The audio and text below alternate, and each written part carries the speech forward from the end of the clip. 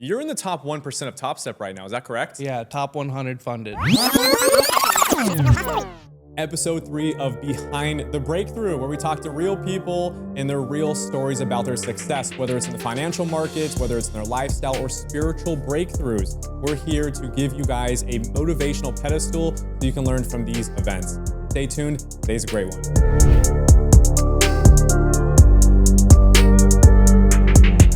Welcome in to Behind the Breakthrough. Today is my guest, Jaden, a long-term member of my community and a very successful day trader as of recently. Jaden, how are you doing today, man? I'm doing great. All I can really say right now is that God is good, and I'm super blessed to be here. Absolutely, man. I mean, this is your first podcast ever, correct? Yes. First podcast, the nerves are kicking in, and we're excited for a great one. I do want to go into, first off, before we go anywhere behind the breakthrough, let's talk about what the breakthrough is.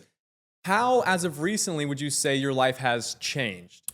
Recently, how my life has changed with coming up on this success is just really just sticking to the rules that I've implemented for myself and staying disciplined and sticking to it, because I feel that when I deter myself from those rules, that it really reflects on my lifestyle and what's going on in my line of work, like Absolutely. in trading. Yeah, let's say, what is the point of success in the last few months you've had some pretty insane payouts recently, am I correct? Mm-hmm. Are we able to disclose the amount of payouts we're looking at? We can tell them. So let's say in the last 6 months, Jaden has gotten to a point where he's been making an extreme amount of profit. Jaden, how much profit have we seen in the last 6 months from prop firm withdrawals? And in the last 6 months, I've withdrawn about 206,000. Absolutely insane. And 150 of that is in the last 3 weeks. So in the last 3 weeks, we're looking at about $150,000 in profits from prop firms, correct? Mm-hmm. Absolutely incredible. Now, for those that don't understand this and don't actually have a gauge for what this number means, you're in the top 1% of Top Step right now, is that correct? Yeah, top 100 funded. Top 100 funded on Top Step. Jaden, how long have you been trading for? I've been interested in trading since 2019 and didn't really put any money in the market until that 2019, 2020. Got it. So we got about five years, give or take, in the market. And would you say that in the most recent year, you've had the most success, or have you had about a same success every year? I would say that before the success that I'm having now, it was a lot of boom and bust. You know, I would have those gains and that's what really kept me motivated. But then I would wipe all my profit, and I just didn't really have a good routine going for me. Absolutely. And ever since I stayed dedicated to the whole process, the journey and understanding what's really going on, and then it just took off from there. I love it. I mean, I love to hear it. So we know your breakthrough now. You've made hundreds of thousands in just mere weeks from Top Step, which is one of the most reputable prop firms in the space, first off. So you're not just top 100 of some random 100 selected traders. No, this is top 100 traders of the largest prop firm in the space right now. Congratulations, first off. Thank you. I haven't said it to you, but congratulations. That is a feat that most people can't achieve and they dream of achieving. So because of that, now I want to get in behind this breakthrough. We know your success is in the last few weeks and how successful you're going to be in the future here, but let's talk about where it all started. Did you want to be a trader when you were growing up, or where did this idea even come from to start investing in the markets? So before I even thought about trading, I felt like I always had this entrepreneurial mindset of always wanting more out of life. Yeah. And being in high school, I don't really come from money, so the shiny things attracted me. And I wanted more. And the cars, the watches, seeing all these drop shippers or all the hot wave of what's coming on YouTube and all the content that you see. It was huge in 2019. Yeah, the Airbnbs and so I tried that stuff and it didn't work. Let's talk about that a little bit. So you did try a little bit of things before trading, maybe some drop shipping, Amazon FBA. Do you want to talk about that a little bit? Yeah. And I feel like what really skewed that experience for me is the education that I was seeking. The mentors weren't there.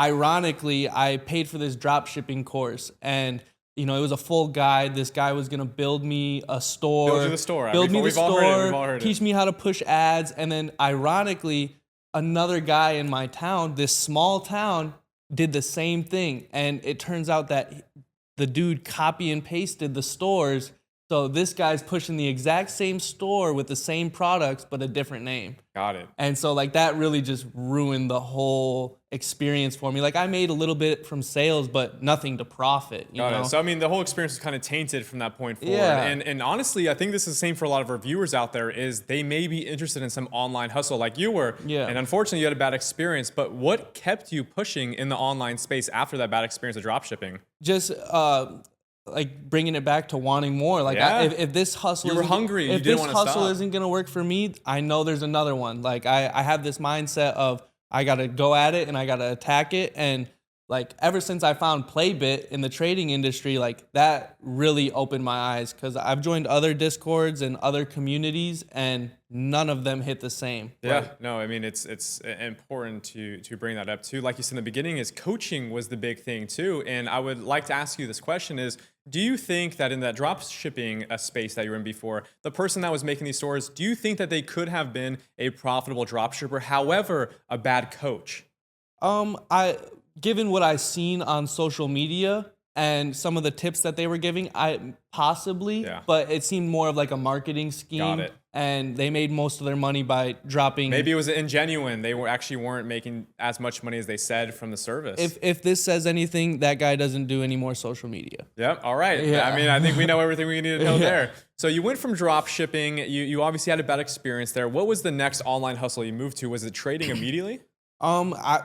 I would say yes. Right after, like it wasn't immediate after. I had to, something had to spark my interest. Whether it was some Instagram ad but it wasn't immediate. Like I just was still young, going through life, and I was working at a grocery store back home, and So we got young Jaden working at a grocery store, Yeah. trying out some drop shipping classes. and just trying to figure something out, being from where I'm from, and then all of a sudden I just started learning more about. It was the penny stocks that really got me into it. Yeah.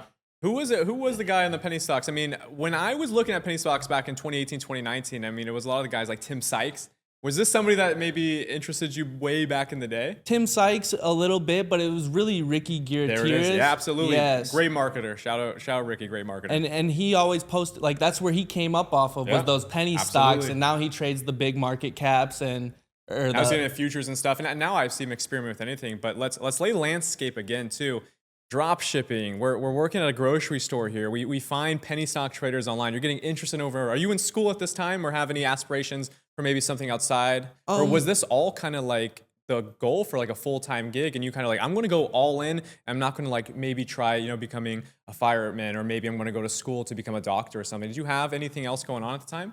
At that time, I actually took a gap year from school because I was still undecided on what I wanted to do. I was interested in being able to create something on my own, and I didn't really I didn't want to go to school and work a 9 to 5, and I just didn't agree with, I just didn't know yet. I was unsure of what I wanted to do, and I think a lot of people at my age are unsure of what they want to do. 100%. That is, I'm so glad you said that, because first off, I have a very strong opinion about traditional universities, and I myself went there. I went to a traditional 4-year university and graduated, but I do think that you did the best option possible. You took that gap year specifically to experiment and find things that weren't traditional, because you knew you wanted to work for yourself, but going to university specifically built you to work for somebody else. Right. And I would like to say that I did end up going to university after that year. I was like, okay, we're 20 years old. We might as well go try it. All of my friends are there.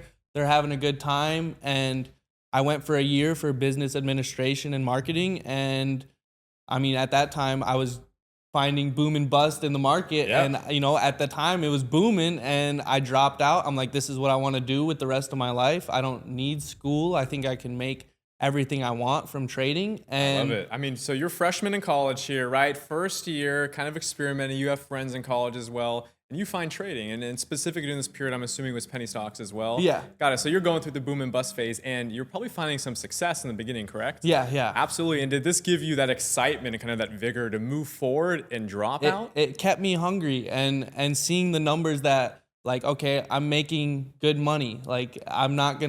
I might make the same money if I finish out college, but I would rather dedicate all my time and learning in the market rather than something I feel like is not really applying to me. You know, I don't feel as satisfied from the learning that I get in a classroom to where I get when I talk to people like you or people that are already successful doing their own thing, you know? Absolutely. And you come from a similar story where, you know, you went to school and you dropped out and you found a way or you didn't drop out, did you? Graduated, but dropped out at law school. Law school, okay. You got it, I did drop out. And you know, you figured out what you're passionate about and you're killing it. Yeah, I mean, it's important that you say that, because if you can't be passionate about the thing that you're chasing, like you became passionate about investing, you became passionate about the markets, something that unfortunately traditional university couldn't do for you. And I think this speaks to the audience in full that a lot of people out there are kind of lost right now. They don't actually have something that they're passionate about. And I would say, and I hope you agree, one of the ways to become passionate about something is try everything. Yeah. You tried university, you tried drop shipping, you tried all these different things to find something that worked. And even if trading didn't work out, you'd have tried maybe 10, 15 more things before you got it. And that's the risk that you're willing to take. And I think the risk that a lot of our audience needs to hear is you have to take that risk to find something that gives you that heart and confidence to push forward like you've done. I mean, it's been over 5 years now almost since you started trading, and now you're seeing the fruits of your labor pay off. It doesn't happen overnight, Jaden. No. It does not Never. happen overnight. Let's talk about it. You got into penny stocks. Where did you go from here? Obviously, penny stocks didn't last too long for you. No. So like starting out with the penny stocks, I would hit my wins and then I would lose it, and like it was just very inconsistent. And I don't know if it was the penny stocks themselves or just the strategies that I had at such a beginner stage. And then eventually it formed into options, and like that's a whole nother story. Whole nother monster, man. Like whole nother monster. And like everybody likes that quick money, like they want their money now. And like just going through and learning the works around the options. Man, it is so different than penny stocks. It is a completely different complex monster that you have to tackle. So you obviously stopped doing the penny stocks and found the new shiny object, which a lot of traders do in the markets is they bounce around from different markets trying to find what maybe fits their personality. The penny stocks wasn't your personality at the time. No. And I also have to ask, did you have anybody around you, maybe in your hometown, and let's do a quick shout out South Dakota, shout out man. 605. Shout out 605. Did you have anybody around you who actually like gave you a little bit of confidence to do this, or maybe you were kind of a lone wolf doing this? In my hometown, I didn't really know anybody interested in the market in general. We had a class in high school, that personal finance. Okay. They would put us on classes. some server, and you could just play with fake sim money and see what you could do. That's the first experience. And like that's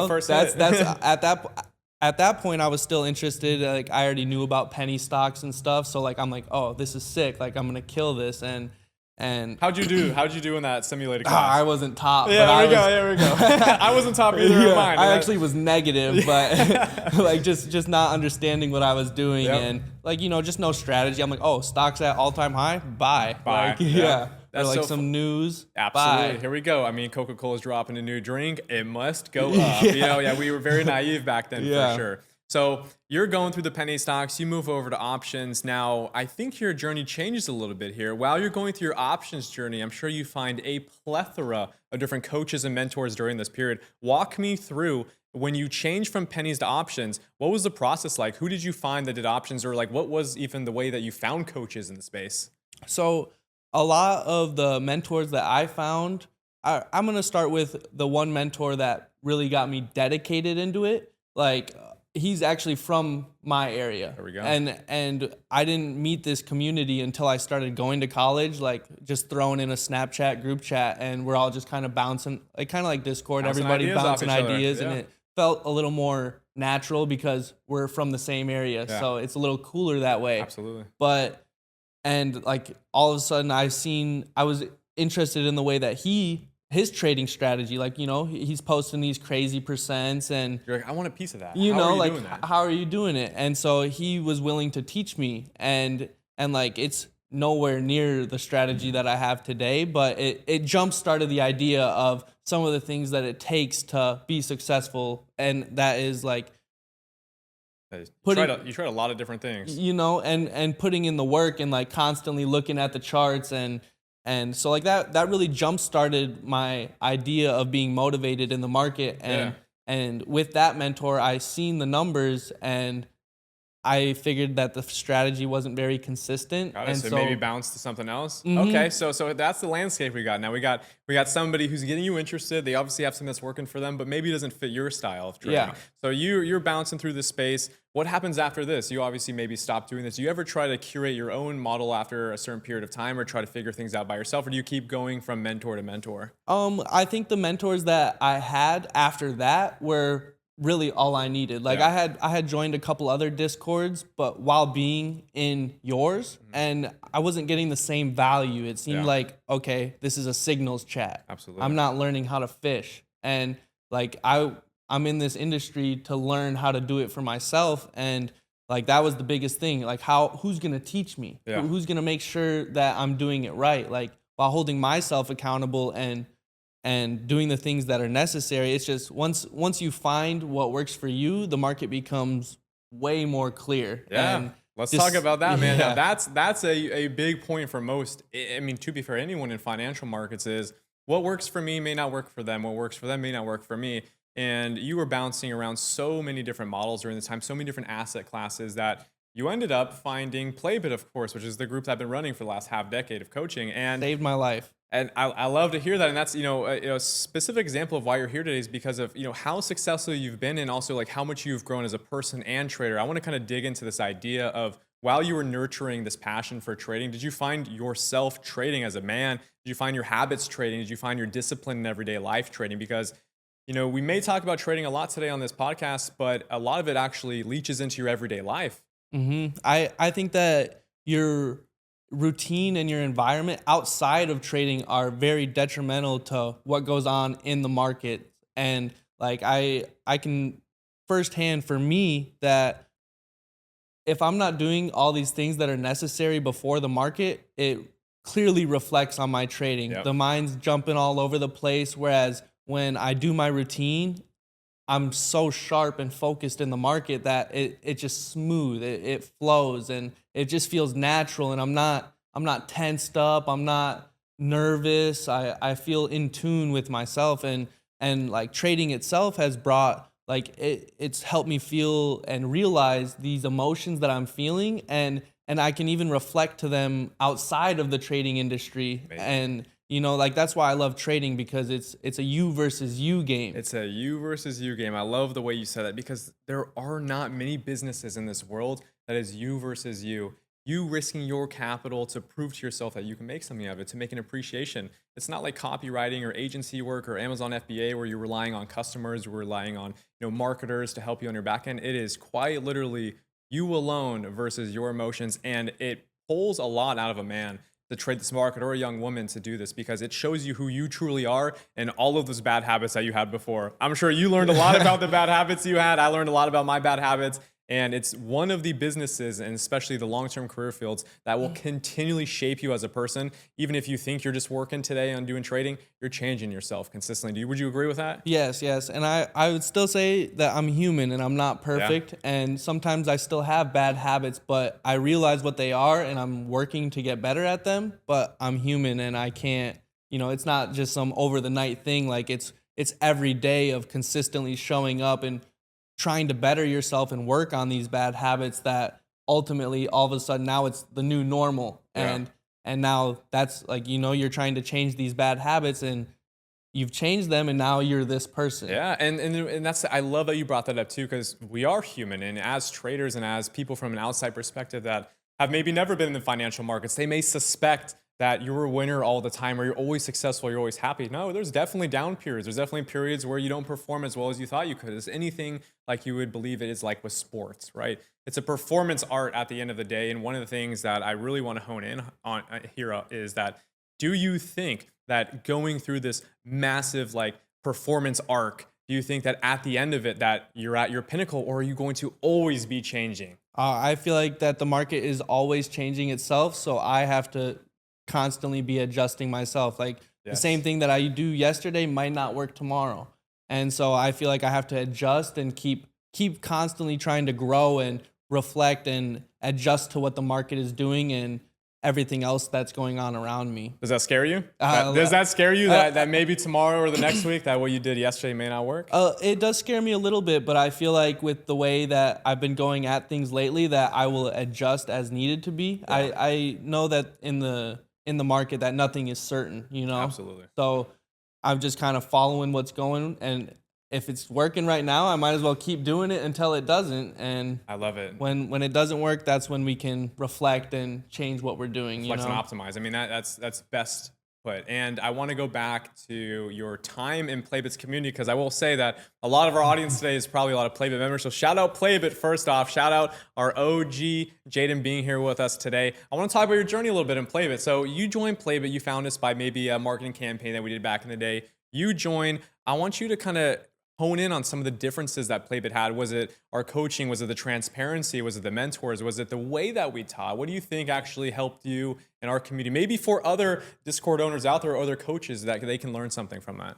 So something that drew my attention to Playbit is I joined in 2019 from a Snapchat ad. Like, yep. just one of the first to join, man. One of the first to join. Interested in the market, and I'm like, okay, I know nothing about the market. YouTube is cool, but you're kind of like on your own path on YouTube. There's no really guidance. Absolutely. And when I joined Playbit, I'm meeting people from all over the world essentially, and they're all having the same mindset of, I need to figure this trading stuff out, and just seeing people touch success even early. And me at a young age, it's just, okay, people are really doing this out here. Like, this is possible. It's possible. It's possible. And that's huge you say that, because I want to hone in on that idea. You now joined an online group where you saw other people that were successful, and because of this, maybe you didn't feel alone anymore. Yeah. Right? I mean, you did have a few people in that Snapchat group back in the day, but now you had a massive collection of individuals that were on the same wavelength, who all wanted the exact same goal. Did this motivate you a little bit more, kind of build your confidence that this is something that I want to do even more now? For sure, for sure. And when I first joined Playbit, there was no substance to my trading. Like, I didn't really know what I was doing. I just seen people throwing money and stuff, and like, oh, they're making money. Saw big returns, you know, like. And when I first joined Playbit, I was thinking like, oh, I think these people are just throwing money at stuff randomly, and that's what I was doing, and I was ultimately losing. Absolutely. And to see that the people in Playbit were making money, I'm like, okay, I need to figure out like, what are they doing, or like, what are they seeing? Like, how can I learn from these people? And there's a few ways to go about it. Like, you can just jump into the ocean immediately and try to, learn to swim for yourself. And you can, if you got 10 people on a boat, 9 of them jump in, you're the last one on the boat, and they're all swimming great, and you jump in and start drowning. I mean, obviously, I learned a little bit more, and I've seen this happen to a lot of people who come into the community, or any community for that matter, who just watch other people's success, who've maybe been there a little bit longer, have a little bit more learning experience, and you try to copy what they're doing immediately. So you went to that end, you started losing a bit, and you're like, all right, I need to focus on the educational aspect. And that was something that we had offered to you. Do you think that the education was any different than what other people had offered? Maybe it was a little bit more transparent? For sure, for sure. And what makes Playbit so unique is they are so transparent. Yeah. And you guys go through your journals every day. You do a monthly journal. I in other Discords, I don't see that. And to trade with you live every day, like, I can verify that what you're saying and doing. And I don't want this to be a big promo for Playbit here, but it is good for us to go over this, that a lot of this is stuff you didn't see anywhere else. Yes. And I would love to speak on that too, is like, for the most part, I don't want to say that everybody in this educational space is bad per se, but you went through a few bad experiences yourself, and there are great actors out there, and there's a lot of great educators out there. And that's exactly what you need, is you needed great educators and mentors to help push you along the way. And during Playbit's time, you obviously excelled to a point that's extraordinary, to the point where you're in the top 100 traders on Top Step. I mean, what does it feel to hear me say that? Like, you are a top 100 trader right now. I mean, has it even realized in your brain yet? Has it even you might have to pinch me. Yeah, it still feels surreal. Like, and this is honestly just something that I've been dreaming about ever since my trading journey, and to see it happen real time is just extraordinary. And like, I hope and pray that I can keep going at this. And I think with the mindset that I have, that I can honestly be consistent enough and stay disciplined to keep being successful in these markets and keep moving along. God bless. God bless. I mean, it is incredible to see people continually put their, I mean, what you're doing is like you were putting your life on the line at a point. I mean, you were putting years of your life on the line to learn this skill with no guarantee that it will work out. I mean, there was probably times during your career where you wanted to quit, and I want to talk to the audience about this a little bit. Can you go through some of the dark times you did have? Because we know the ups. Yeah. We definitely know your ups, but let's talk about some of the down points and what got you out of it. And so the thing with the trading industry is nobody really likes to talk about their down days, but I'm willing to share. And I would just like to say that it was never always green. Like that, I would just think I was treating it like a casino, like, okay, I'm gonna throw this in, get this much out and bounce. But every time I would do that, I would just lose it all. And you came back for more. And eventually you get tired of that. But like my most memorable dark day was trading on FOMC. I had raised up during my options journey.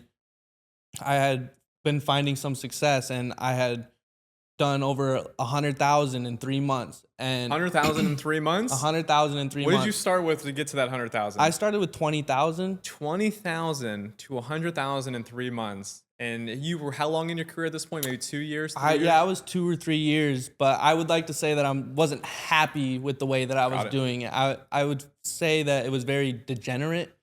And very random. Yeah, very random. That was more not real. That felt like a lot of luck. And it ended up burning me in the end. And with not having the proper risk management and the knowledge that I have today, I lost all of that in a matter of 2 weeks, and wow. So 3 months to build up $20,000 to $100,000 in profit, and then just a mere 3 weeks to lose it all, essentially. Yes. And it was at that moment that I'm asking myself, is this something that I want to do?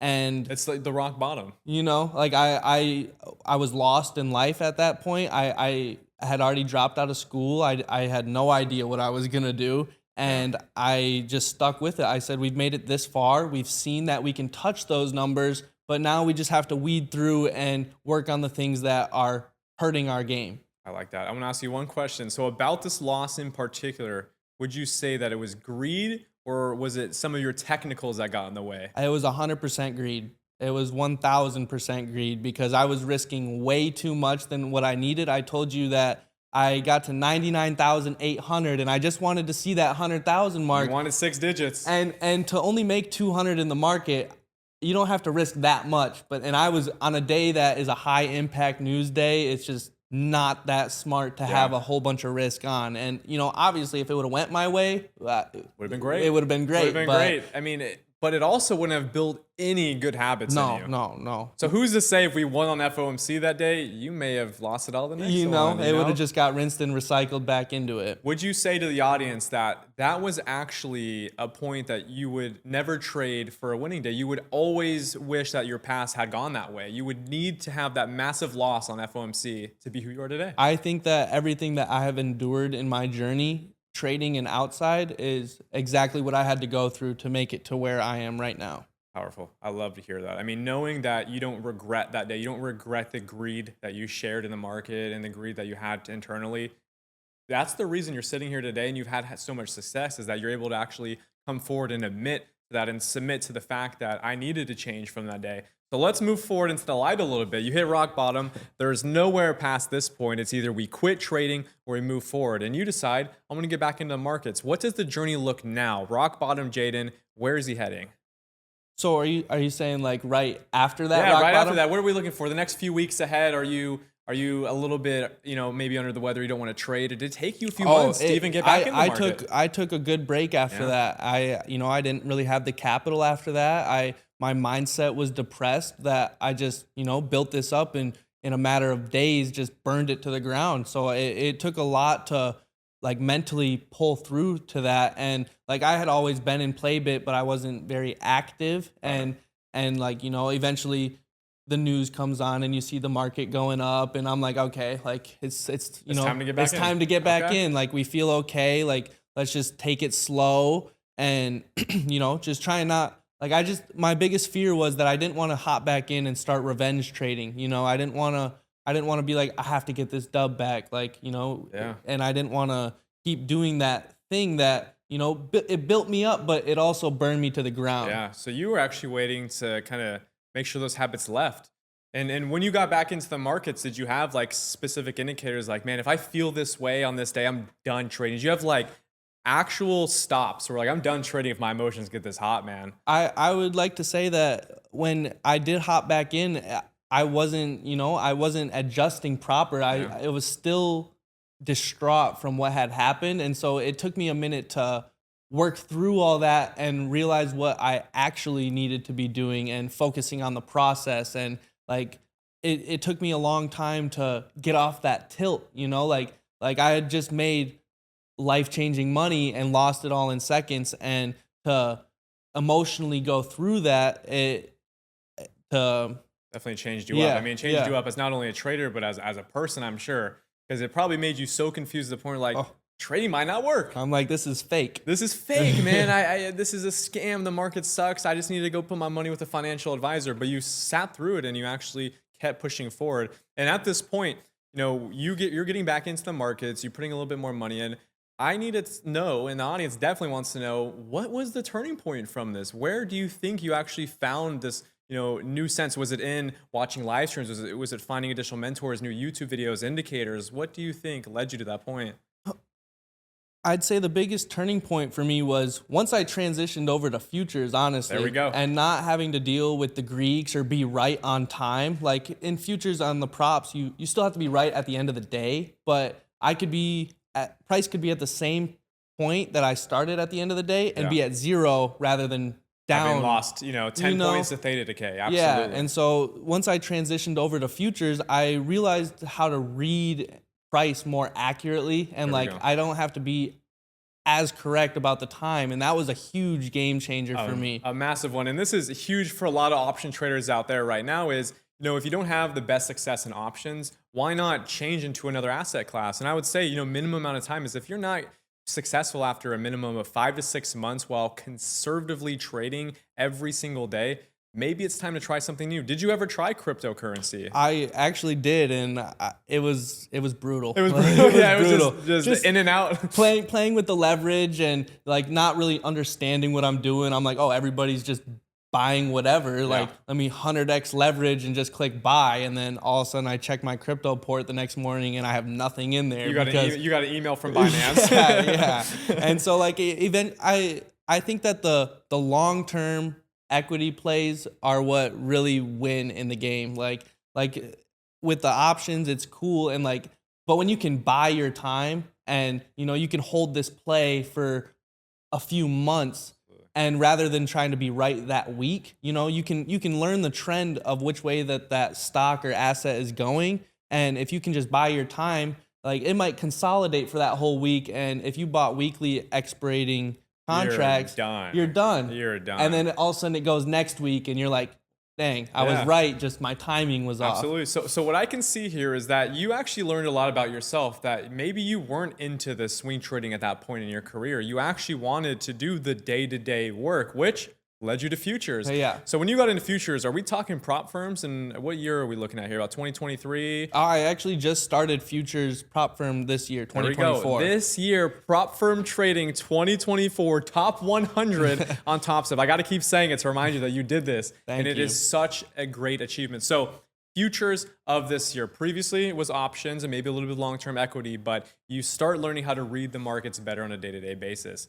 From this point, were you trading alone, or were you watching live streams from people? Were you trying to figure out things off YouTube videos? Shout out Casper. Shout out Casper. He was in the community with Playbit, and I watched him grow to who he is today. And like I still wasn't finding much success in the options market, and I went to him, and like honestly, the rest is history. I started putting in the work and following the content that he was following, and then mixed it with your guys' own strategies, and it's been never more clear to me. I mean, it's insane to see what people are able to achieve in such shorter periods of time with the right amount of coaching. And especially, I'd say, watching people live stream in front of you, how has that changed your perception of someone's ability to coach properly? Like watching myself trade live in the mornings, like, do you think that it's helped you a lot understand how to read the markets better? Because most people on YouTube, they make a video after that things happen. They've made a video 2 weeks after they've made this play, and then they review it. It's one thing to be able to trade, but it's a whole nother thing to be able to teach and do it live while it's happening. And so seeing exactly what you're seeing and as you call it out has helped tremendously. Yeah, and I will say too, it is exceptionally difficult for anyone to be able to do it. And I hope one day, Jaden, I can watch you do it yourself live in the markets, because I know your models are very similar to my own, but you have your own spin on it. I'm very excited to see that. One thing I did want to say as we're here getting towards the midpoint of this video, January 9th, Jaden, what do we have going on January 9th? Let's shout it out. January 9th, catch me on Top Step TV. Top Step TV is going to showcase Jaden as one of the top 100 traders. If you don't believe he's a top 100 trader, be there January 9th on Top Step TV to see our boy. We'll take a break. See you in a second. So we know about your success. We know about your journey. We know about the mentors you've learned from and how live trading helped you out. Now, what a lot of people out there are probably wondering is, can you describe your technical strategy? And let's think as few sentences as possible. I'd like to say that my strategy, I like to keep it simple. You know, I don't like to have all these things to look at because I feel like it skews my trading. So like ultimately I just stick to the higher time frames, and that shows me the overall trend of the market. And like, so I stick to the higher time frames, I wait for liquidity sweep, and then I move down to the lower entry or the lower time frames for my entries. And normally, let's say we're taking buy side liquidity, I then look for the lower time frame to go short and look for other areas of interest or bullish footprints that we have to come down and test to see if price is still reacting in the way that we expect it to go. I love it. And that's as simple as it should be, really. And as I always say, and as I've been saying for the last 5 years, is, you know, if you can't explain your model to your grandma and have her understand in less than 10 minutes, there's probably too much complexity behind it. One question I know people are going to ask is, what's the risk or reward looking like? I mean, are we risking the same every single time? Do we feel better about a trade? We risk a little bit more? So I feel like with how much, I know when I bring up how much I risk, people are like, whoa. And I feel like I've conditioned myself by constantly risking the same amount every play or every day. Some trades, it depends on what the market conditions are looking like, or if I'm already up on the day and I see another setup present itself, then I might cut back risk so that way I'm not giving up a lot of my profit. Got it. What would you say on the Top Step an average risk is looking like? How many contracts on minis? On average, I do about 3 minis. 3 minis? Some people just shivered in their timbers hearing that come out. 3 mini contracts, which is a lot, but we are trading on larger accounts as well. And to be fair, I think we got to show the downside of this too. You've been trading prop firms and you're highly successful on prop accounts. How many accounts have you blown? Let's go through it. I'd be lying if I said I haven't blown a good bit before I started hitting good. Over or under 10? Over. Over under 15? Over. Over under 20? Over. Over 25? We're probably right there. About 25. Now, this is great that you're able to say this because a lot of people blow accounts. I've blown mini funded accounts. I've blown evals too before. And the thing is it's not unsuccessful to blow these firm accounts. There's certain restrictions that you're following in the beginning, you're going to blow a lot. So if you're thinking about trading prop firm accounts, do not get discouraged if you fail your first couple evals. Just like you, I mean, when you failed your first evals, let me ask you, did you buy 5 at once? Oh, Copy trade them? No, okay, you bought one. I bought one just to like learn the system and figure it out. And I've seen other people copy trading and that, like, but I always told myself, if I can't profit on one, why am I going to trade 5? Smart man. I bought all 5 at once and I was like, let me try this out. And it was on Apex and I didn't understand Apex trailing drawdown, unrealized trailing drawdown, but which by the way is probably one of the most predatory tactics in all of firm's history. I think you can agree to this. That's what caused me to switch over from Apex to Top Step, because I was doing really good on a trade and it all of a sudden it comes down a little bit and it closes my position and I fail the challenge. You were Apex first? Yes, I was Apex first. They're cheap. They're cheap. They're Come on. so cheap. We had to buy them. They're cheap. And I don't, like, you know, props to the people that can get payouts from them, because that's a whole nother skill to deal with the trailing drawdown, just having to deal with that rule, because you could be deep in profit, but it comes down 30% and you just failed the challenge. Absolutely. Do you think that some of these restrictions and trading, rules that these prop firms put in place sometimes force the trader to trade completely different than they would on a personal account? For sure. I think that the difference between prop and I like the idea of props. I feel like it helps you really manage your risk and formulate you to be a good trader by following these rules, because as a trader we should have rules, you know? Absolutely. And when you move over to personal, still think about those rules that you had over on prop, but you're able to give a little more risk and leeway that, you're not going to lose everything if you don't follow that rule. I like that a lot. So if you could, there's probably a lot of beginners out here who've never traded a prop firm before. Would you say they should maybe demo trade first, or go ahead and buy that eval and go for it? What would you suggest? Sorry, what was the question? So this will be edited out, so let's start as a new question. So there's probably a lot of people in our audience today that are figuring out, should I trade prop firms or should I just like demo trade on a demo platform? Get risk on evals or hit the demo account? Maybe when you're first jumping into it, start on the demo just so you can understand the platform. Yeah. But nothing will hit when you're on that live experience. Yeah. When you've risked your own money and it actually has some meaning to it. And I feel like that, because when you're on the demo account, you could just buy 10 contracts, click and the buttons, and hold, and like it really, okay, if this goes bad, I lose nothing, and if it goes good, sick, okay. Yeah. But when you're on your own evals, you're like, it has some meaning to you because Absolutely. you don't want to just keep wasting your money. You want to see your progress. You want to get funded. You want to be able to actually make money. And this leads me into the next topic. Now, prop firms have become obviously extremely popular over the last 2 years. Now, I think it's the onset of a lot of ICT traders in the cult following. I want to talk about ICT real quick and how, if anything, has he done for you as a trader and what your opinion of him may be. So I would like to say that I don't follow ICT directly, but I follow a lot of people that trade his concepts. Yeah. And when I've tried to listen to ICT and sit through his videos we've all and tried, spend We've all hours, seen and it. I'm like, dude, like these are boring. Can't do it. And I'm just about to fall asleep when I'm trying to stay focused and Absolutely. pull all the material that he's trying to say. So the fact that we have so many new traders in the industry that can reiterate it in a sense that can make it more understandable and easier to learn from, that makes it 100 times easier. I love that you said that. I mean, that's really the whole concept of, a lot of people can be amazing traders, but very poor coaches. And I think we've said this earlier in the podcast, and it's a point that I love to bring up continually is not everyone is built to be a coach.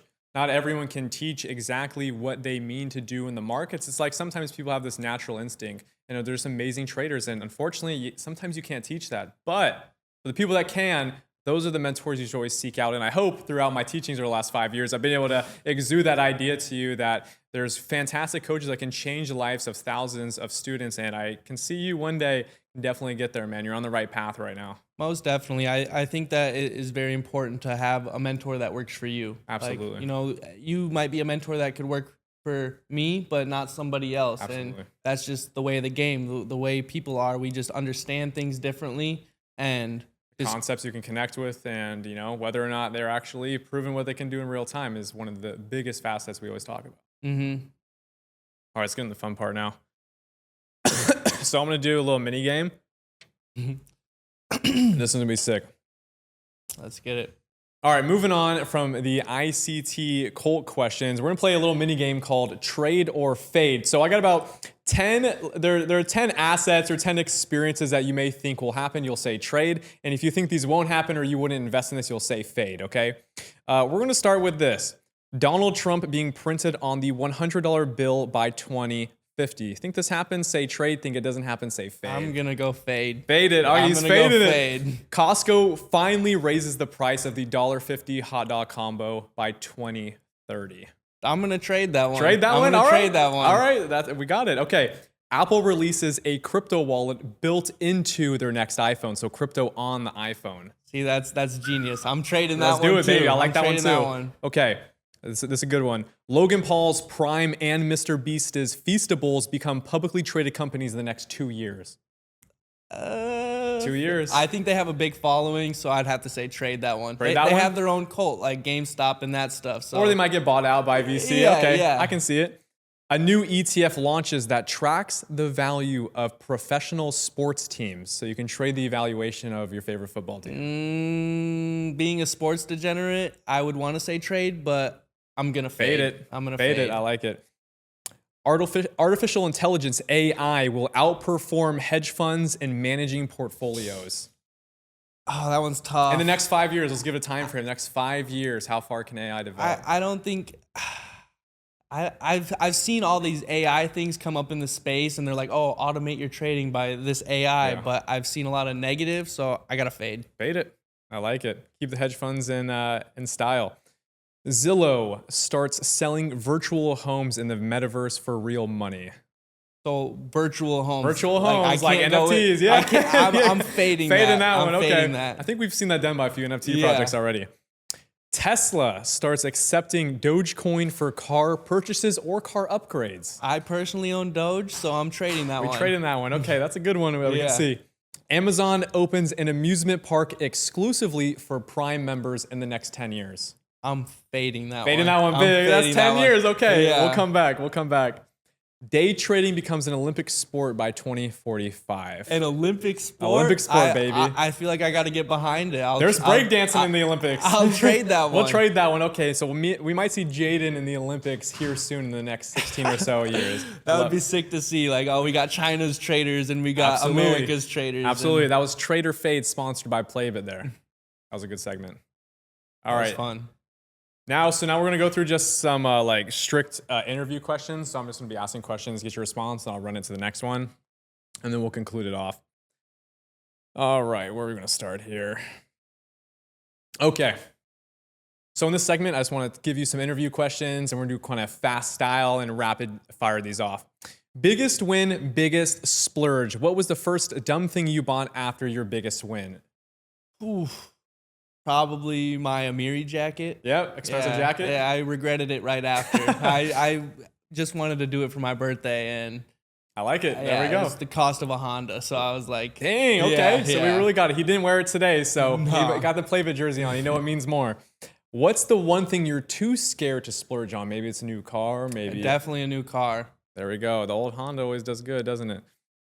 Life after the bell. Let's see what you really do after the market closes. So what's your post-trading routine? You're done trading by maybe 11 a.m., a few hours in the market. What do you do after the market? Normally, I'm just trying to figure out what to do with my time. Whether it's cleaning up around the house or just chilling with my dog. Like, I have all the time, so I might read more or go see what my friends are doing. So the one thing you're definitely not doing after the market closes is trying to learn trading more. No. I might study, like Yeah. try and sharpen the edge and just try and rewatch some Absolutely. videos that got me to where I am. And Would you agree that maybe learning too much could be a detriment? for sure. Like, eventually you get too much strategy and it starts messing up with what you genuinely should be doing. I like that. Have you ever fallen victim to maybe learning too much and becoming confused? For sure. And I realize that, like, as I try and implement it in my strategy, I'm like, okay, this is just kind of too much. Yeah. I don't really like this. This doesn't work for me. It might work for somebody else, but me personally, no. I like that. All right, trading superstitions.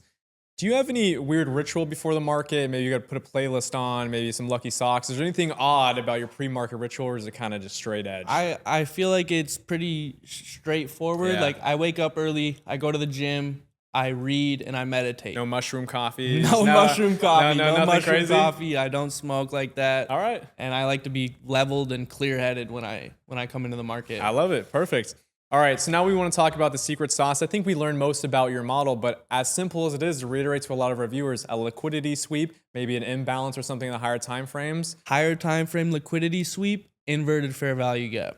That's all you need. And I love to reiterate this over and over. Keep it simple. I mean, how complicated was one of your strategies when you first started? I mean, 10 confluences, RSI, etc. I'll show you my charts. We'll throw one up right now. We'll throw one up right now. My phone's over there. That's but, good. But so many trend lines. You know, I'd post the chart and people would be like, "Oh, what am I looking at?" Yeah. And now it's so simple and anybody could read it. Love it. Absolutely love it. And then the turning point, the moment that everything changed for you, was really just finding the right models in the market that really blended with your strategy. Would you say that? Yes. Absolutely. I mean, that's what I say for a lot of new traders is find something that just works with your schedule. If you're not able to trade in the morning, swing trading is probably the way for you. If you're not able to trade throughout New York session at all, maybe crypto trading because it's 24/7. Make trading work around your lifestyle. I love that. That's a great quote right there. Worst loss, I think we know this one. Yeah. $100,000 in 3 weeks. Gone. Gone, absolutely obliterated, and was also the point that you turned around because that rock bottom is what surged your confidence to continue and push forward. Let's talk about emotional discipline, probably one of the most important facets of trading. How do you stay calm and avoid impulsive decisions during market volatility? I think that, like, you know, nobody likes taking losses, but they're a part of the game. And so if I have this idea and I want to see it work to the fullest extent, like, it's just kind of taking the emotion out of it or not risking as much. Yeah, I like that a lot. That's perfect. So financial freedom. At what point do you feel like you've achieved financial freedom? Is there a level? I think that I'm not there yet. Yeah. I have the freedom of my time, so it can feel financially free, but I think that I need other diversified assets to feel really financially free. Absolutely. And this leads me to one of the most important questions is, what's the next big challenge or goal that you're chasing outside of trading? Maybe you're not chasing it yet, but that you plan to chase. Is it real estate? Is it maybe opening up your own social media brand? What do you think is that next goal? I eventually do want to get into real estate with the capital that I've been dealing with and eventually get my own social media presence, just getting better at talking behind the camera and influencing these people that are new traders and really implementing that into my new goals for 2025. I love that because obviously you saw how much of a great influence I was and Casper was on your life. And, you know, I want you to be a pinnacle of success for a lot of people around you. And the next question would be, how many people in your hometown actually know that you're a trader and actually have success in trading? Are you known as that guy now? Lately, yes, I am that guy. And everybody has been blowing up my socials. And I will get to all of you eventually. It's just, I'm soaking it all in right now. All right, that's going to conclude off our video there, guys. Jaden, thank you so much for being a part of the episode 3 of Behind the Breakthrough. I hope you had a fantastic time, man. Thank you for having me. And any socials you want to plug before we go out here so people know where to follow your journey next? You can just follow me on Instagram at Jaden_Myring. Perfect. There we go. Link in the bio. I'll catch you guys in the next breakthrough. Peace. Thank you.